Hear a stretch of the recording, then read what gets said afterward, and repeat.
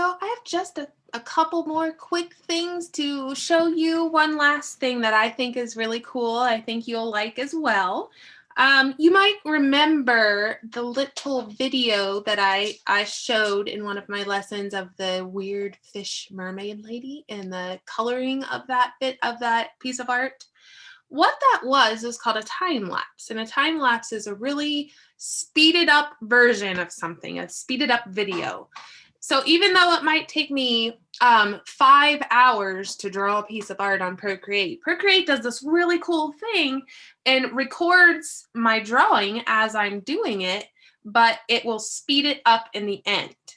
So even if it takes me 5 hours to draw the drawing, Procreate will make a video that's anywhere between like 30 seconds, and I've had them be up to 4 minutes before. It just depends on how long you took on the drawing. If it's just a really quick pencil sketch, then the video they'll make will be really short. But if it took a long time, like days to draw it, then it'll be a longer video. So I just want to show you, because time-lapse videos are so fun to watch and fun to make. So I want to show you how to make those with Procreate. I'm going to use this drawing as an example. You can see it's pretty detailed, so this took a long time to make. So all I have to do is whenever I finish my drawing, I just have to go back up to my trusty wrench, and I'm going to go over to my video option. And all I'm going to do is export time-lapse video. Now it's going to give me that I have to choose full length or 30 seconds. And the reason it's asking that, it depends on what you want this for. Like if you want to post it on TikTok or on Instagram, you might want the shorter version, because those are both platforms where your videos need to be under a minute. But if you want to put it on YouTube, then you could do a full length version. So I'm going to select full length. And then it says exporting.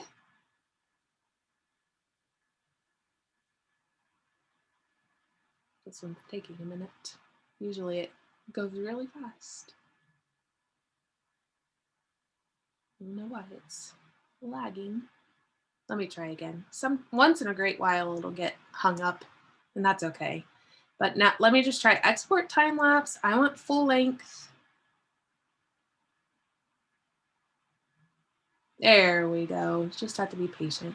And then we've already talked about saving. Maybe you want to put this straight on social media. So you could just select Instagram or TikTok and it'll upload it directly to there. But I'm just going to save the video. It gives me the option to save. And once again, that'll take me to my iPad's photo library. So I'm going to go leave Procreate for a minute. And I'm going to go down here to my photos. And here it is, down here in the library.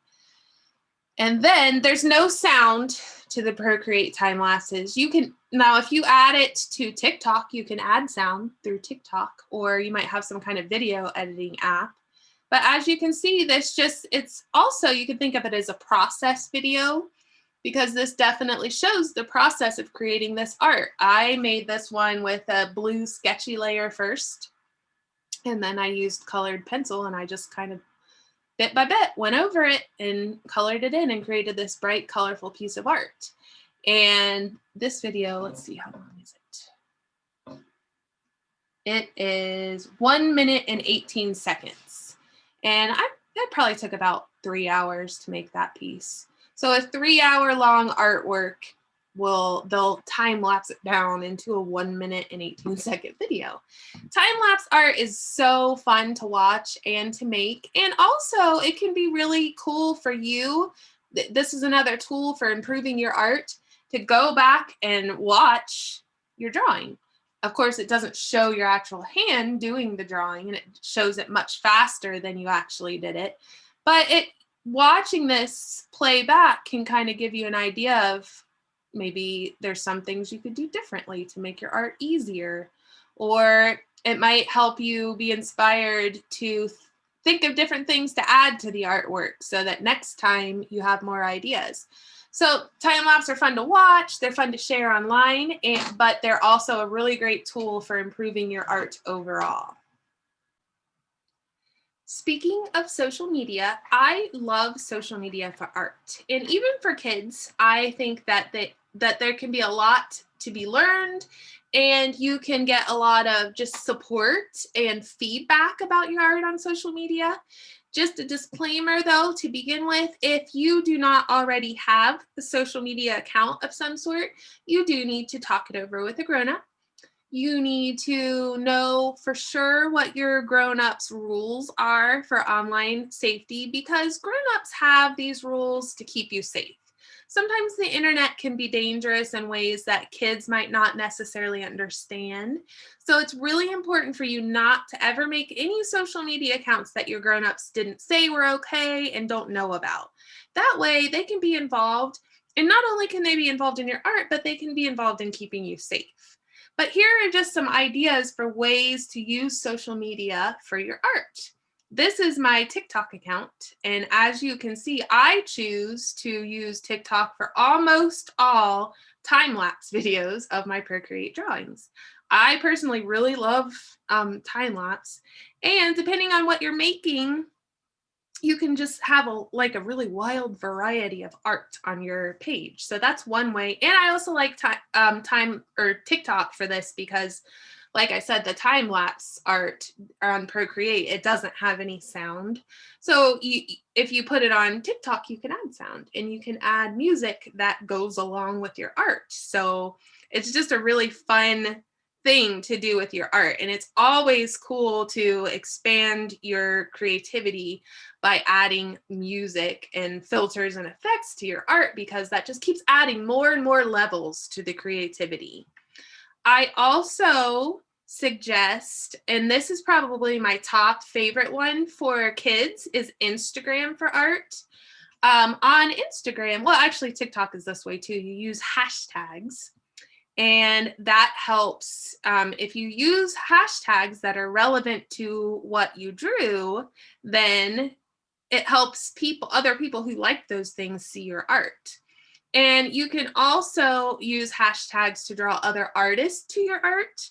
And on Instagram, I find, especially Instagram above all other social media platforms, grown-up artists and professional artists are really supportive of kids who are making art. So that's why I really like Instagram for art for kids. Also, I just feel like it's a little bit safer. If you use those hashtags, you really only pretty much draw certain type of people to your art, the other people who are like you and like that type of art. And it just feels a little bit more safe to me. Also, your grown-up can easily sign in to your Instagram and just make sure that everything's safe and nobody's bothering you. So it's just a really nice, safe way to share your art. And you can see that not only do I share my art on Instagram, I primarily use Instagram and Facebook to show my students' artwork, which brings me to my closing remarks. I do want to definitely stress to you that I love to see your art. So not only do we have homework this week, but moving forward, I would absolutely love it if you send me your art, either just your regular traditionally drawn art or your Procreate art. You know how to save it, you know how to put it in an email and send it. If you post it on Instagram, you could tag me in it and then I'll see it. There's lots of different ways you can send me your art.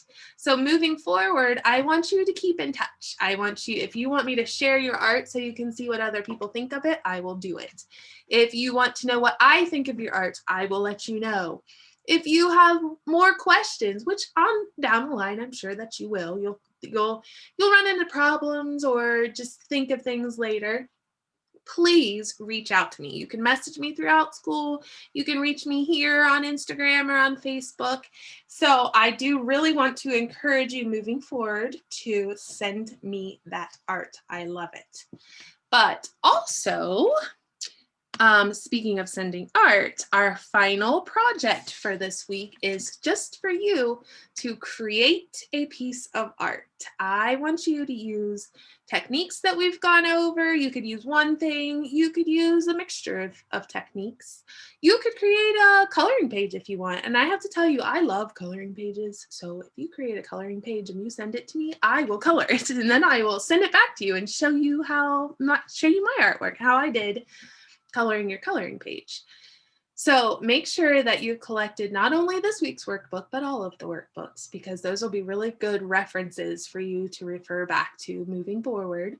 Make sure that you come back to Flipgrid and any remaining questions you might have, don't be afraid to ask, or you can send me a message if you'd like to.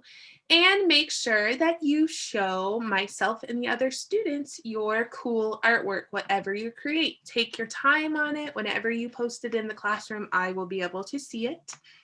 I sure do thank you for coming and taking Procreate with me. I hope that you have learned some useful tools, and I hope that you're excited about using the app, because it is truly an art game changer, in my opinion. And like I said, you're always welcome to come back and ask me more questions. This is not goodbye. It is just see you later. Thanks for joining. Have a great day. Bye.